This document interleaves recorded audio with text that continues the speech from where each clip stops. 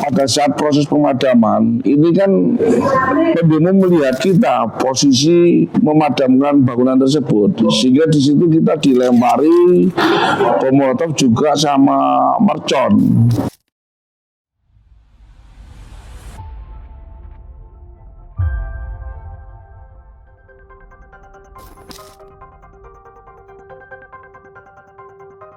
Insiden tewasnya Afan Kurniawan, pengemudi ojek online di Jakarta setelah dilindas mobil rantis Brimob, ikut menyulut aksi massa di Solo. Jumat 29 Agustus 2025, aksi massa yang semula dilakukan di depan markas Brimob Batalion C pelopor di Manahan, Solo, merembet jadi aksi kerusuhan dan perusakan di sejumlah titik kota. Bahkan menjadi kerusuhan massa dengan dampak terburuk yang terjadi di Solo sejak terakhir terjadi 1998 lalu. Dimulai pukul 1 siang hari, kerusuhan massa tak berhenti hingga jelang subuh. Puncaknya pukul 2 dini hari, gedung DPRD Kota Solo dibakar massa. Memakai bom molotov, massa membakar gedung sekretariat DPRD Solo hingga luluh lantak. Ada cerita di balik aksi massa ini. Petugas damkar yang datang sempat kesulitan memadamkan api lantaran massa melarang mereka mendekat. Saya mewawancarai Muhammad Usman, seorang anggota damkar yang malam itu ikut bertugas. Malam itu, ia mempertaruhkan nyawanya memadamkan kebakaran gedung DPRD Solo. Tak hanya bertaruh nyawa di kobaran api, tapi juga ancaman amuk massa. Ini adalah kesaksian Usman pada malam itu. Ya, awalnya pada tanggal 29 ya,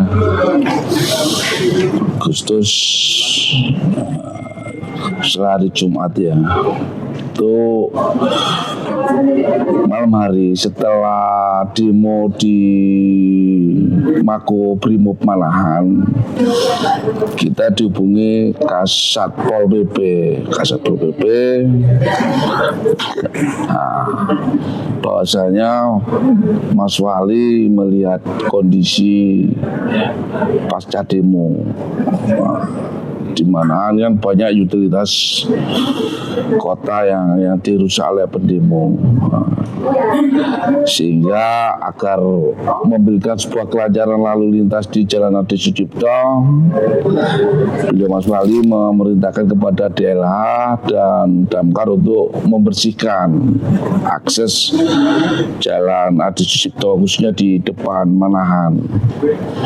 Nah, ini sudah kita bersihkan kurang lebih itu jam 7 kita bersihkan. Ya, harapannya sudah selesai ya.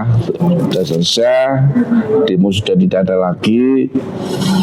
Namun beliau Mas Wali patroli muter. Dan kita juga memonitor bersama Kasatpol PP arah ke Gladak, dan di sana ternyata ada kerumunan massa yang tadi berada di Makobrimob, mereka di kawasan Gladak. Di perjalanan dari Makobrimob ke Gladak itu ya merusak utilitas daripada aset-aset pemerintah kota seperti taman, lampu-lampu, furniture kota ini pada dirusak oleh pendemo kan itu. Nah, ini kita saat itu diperintah oleh beliau Mas Wali untuk standby ke Balai Kota, di Balai Kota. Kalau melihat situasi kan sangat-sangat ramai. Mulai dari Nonongan sudah ditutup oleh pendemo, terus di Pasar Gede juga, di Widuran itu juga ditutup pendemo. Sehingga akses menuju ke Balai Kota kesulitan. Lanjut geser setelah jam 12. Ya karena jam 12-an lah mereka mulai memecah ya, konsentrasi daripada demo ini ada di beberapa titik.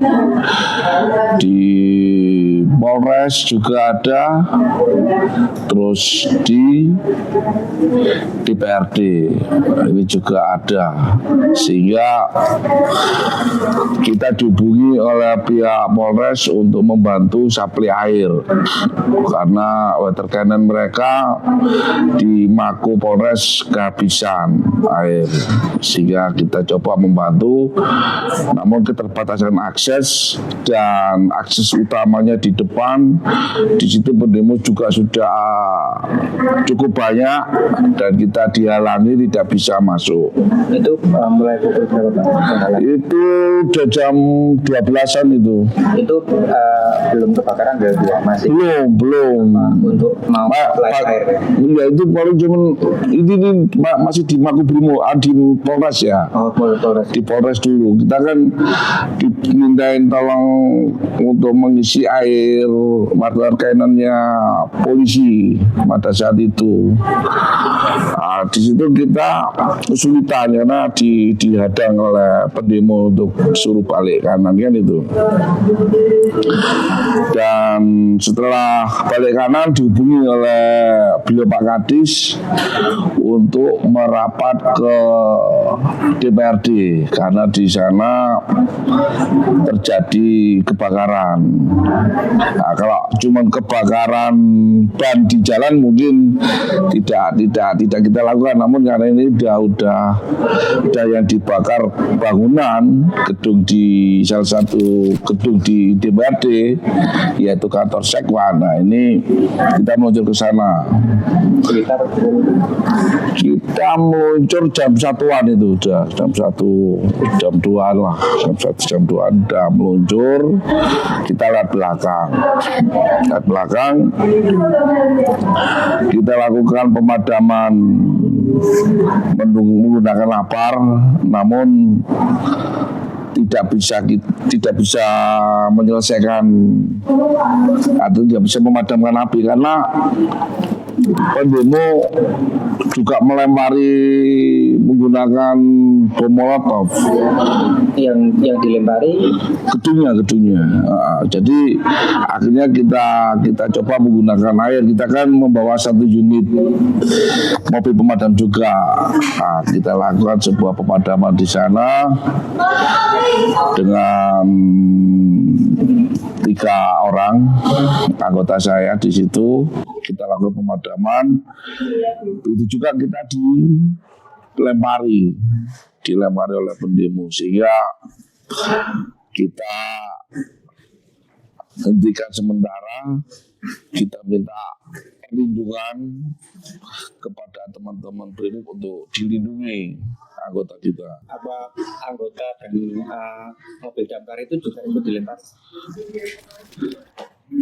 Tidak kena lemparan juga Pak.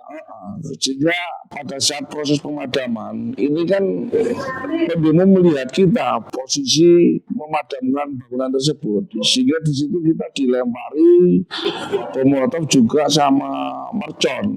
Nah, sehingga kami tidak berani kalau tidak dilindungi oleh teman-teman kepolisian. Akhirnya teman kita dilindungi menggunakan tameng, sehingga kita melakukan proses pemadaman dan jam 20 menit lah air kita habis.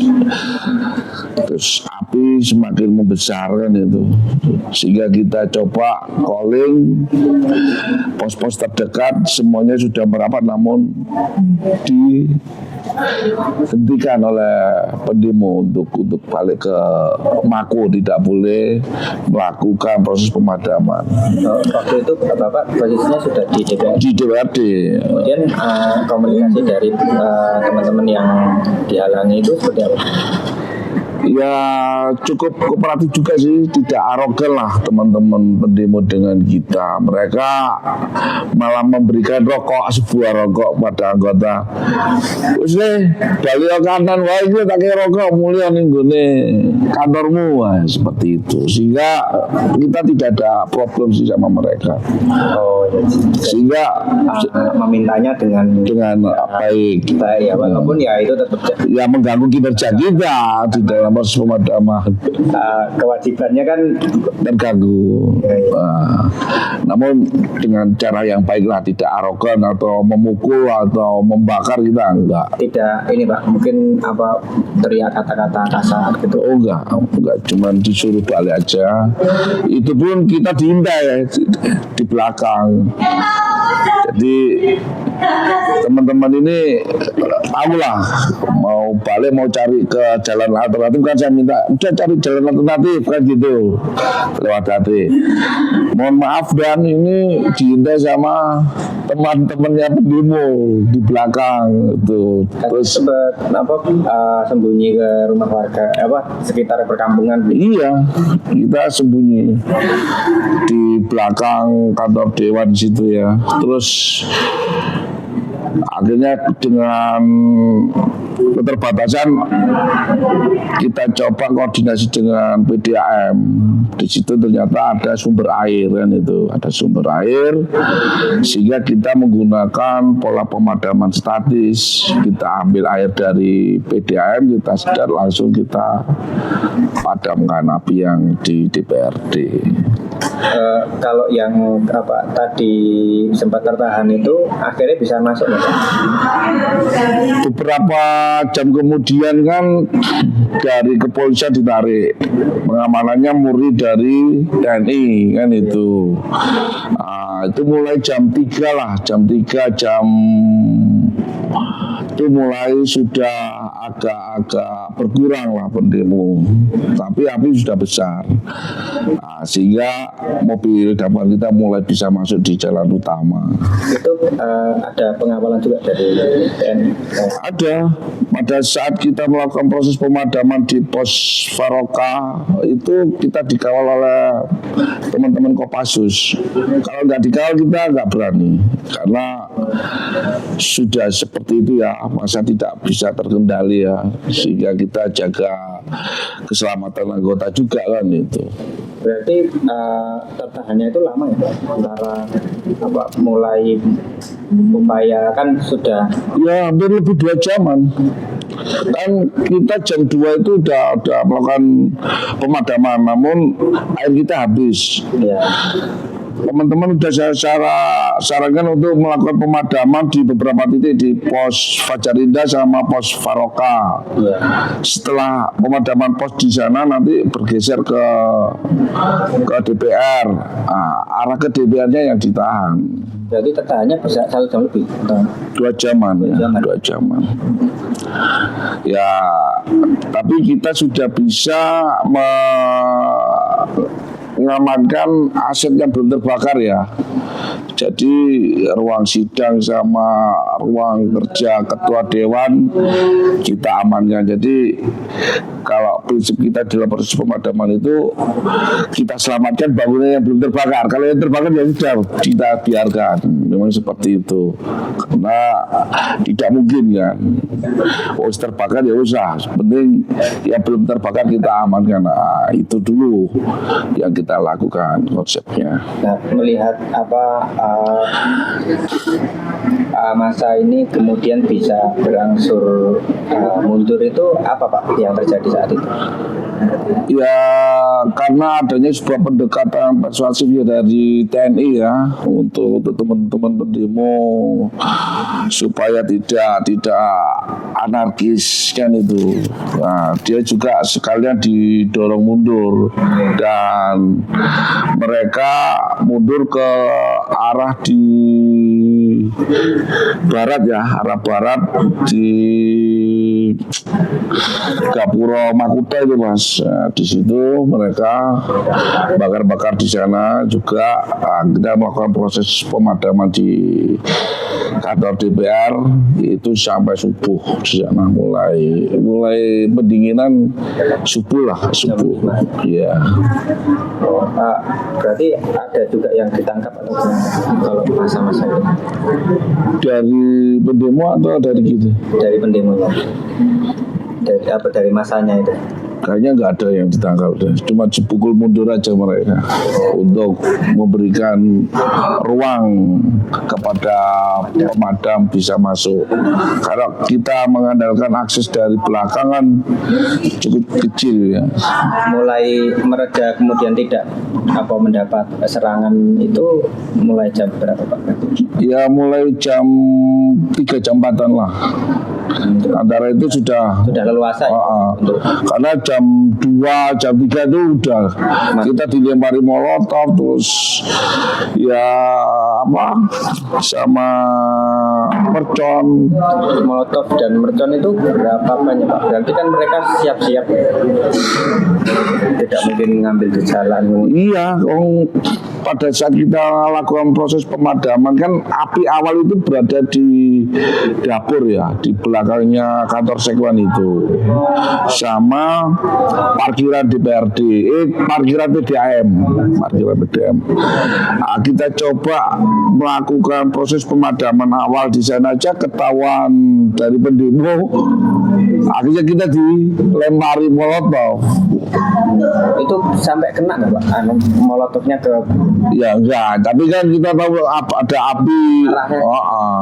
Terus nggak sampai kena. Nggak kena karena kita juga pakai APD lengkap. Terus teman-teman saya komando ya, kalau ketika ada hal yang berbahaya tetap saya tarik anggota saya kan itu. Nah, ketika ada molotov naik di atas ya udah anggota saya tarik kan itu. Itu berarti pas proses kemarin tidak ada yang sampai terluka gitu? Alhamdulillah tidak ada. Ya. Oke, mungkin ada ini Pak juga cerita-cerita yang mungkin paling berkesan pada saat proses pemadaman di DPRD. Mungkin ada lucu atau? Ya kalau proses pemadaman di situ ya kondisi saat itu metode secara teoritis tidak bisa kita terapkan. Kalau secara teorinya kan terstruktur kan, terorganisir dengan baik. Namun kalau kemarin itu tidak bisa kita terapkan. Seperti teori apa Pak misalnya? Ya kan sudah ada yang bertanggung jawab. Jadi petugas ini nggak boleh melakukan tindakan tanpa ada komando dari kita kan itu. Karena di saat itu banyak komandan ya kan. Anggota saya itu banyak diperintahkan si BCZ sehingga tidak fokus di dalam proses pemadaman. Oh, jadi karena banyak instansi terlibat. Iya, karena ya memang di situ kan faktor keamanan yang paling bertanggung jawab TNI. Nah, ya kita ngikutin TNI lah. Tapi di situ juga ada pemilik kantornya kan itu, Pak Sekwannya juga minta dipadamkan sebelah A sebelah C kan, kita bingung kan itu kalau teori kita kan ya kalau yang sudah terbakar ya biarin terbakar kan itu. Namun dari pemilik kantornya itu masih banyak dokumen saya yang nggak rela gitu loh ya. Ini yang menjadi hal yang lucu ya. Ya mau diselamatkan gimana, udah seperti itu kita nggak berani. Terus waktu itu listrik juga masih nyala PLN-nya, kita juga kesulitan. Oh, nyala itu sampai jam berapa?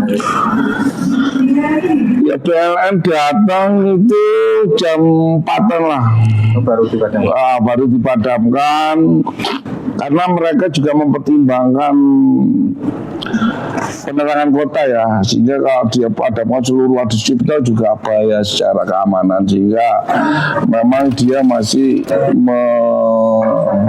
memetakan jaringan-jaringan yang khusus, jaringan listrik yang di BPRD aja yang diputus, tidak memutus seluruh ruas jalan itu, enggak.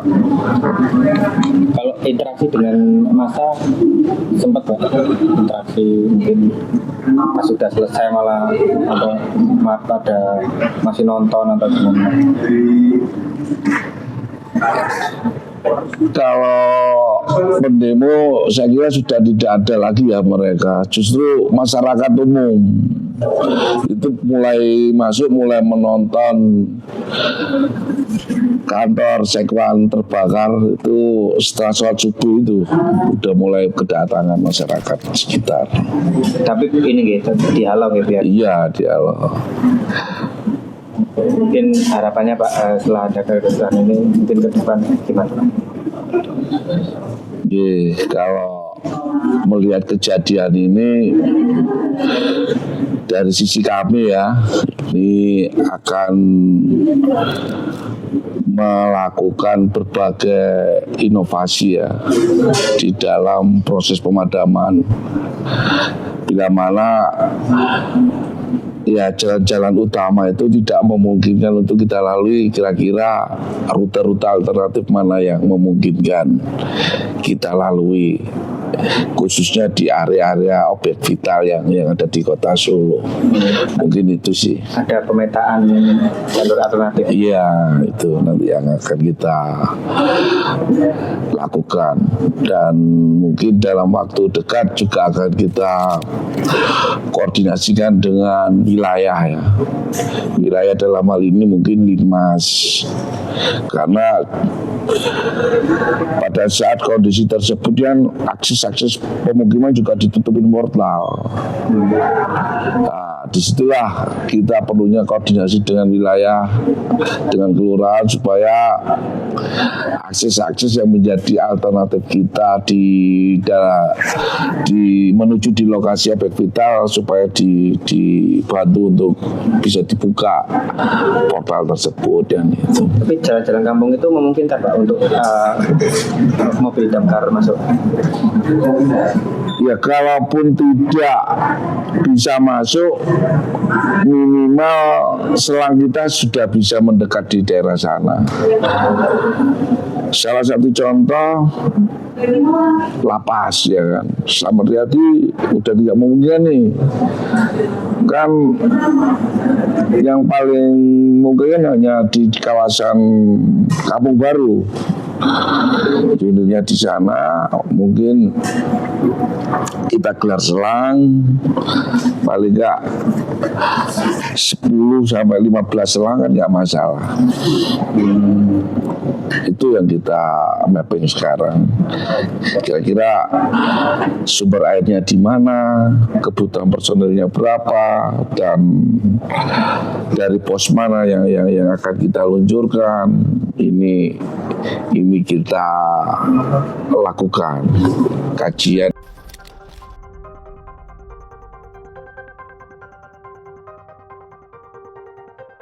Gedung Sekretariat DPRD Solo kini tinggal puing. Sejumlah dokumen dan arsip penting musnah. Pekerja untuk sementara harus berkantor di perpustakaan. Perlu biaya tak sedikit untuk membangunnya kembali. Biaya itu pun pada akhirnya lagi-lagi diambil dari uang yang dibayar oleh kita masyarakat. Kerusuhan terjadi dimanapun, selalu membawa luka. Tak ada yang diuntungkan. Apalagi bagi warga Solo, kerusuhan ini membangkitkan trauma atas kerusuhan 1998 lalu. Semua warga Solo berharap kerusuhan ini menjadi yang terakhir. Saya Ahmad Syarifuddin, wartawan tribunsolo.com undur diri.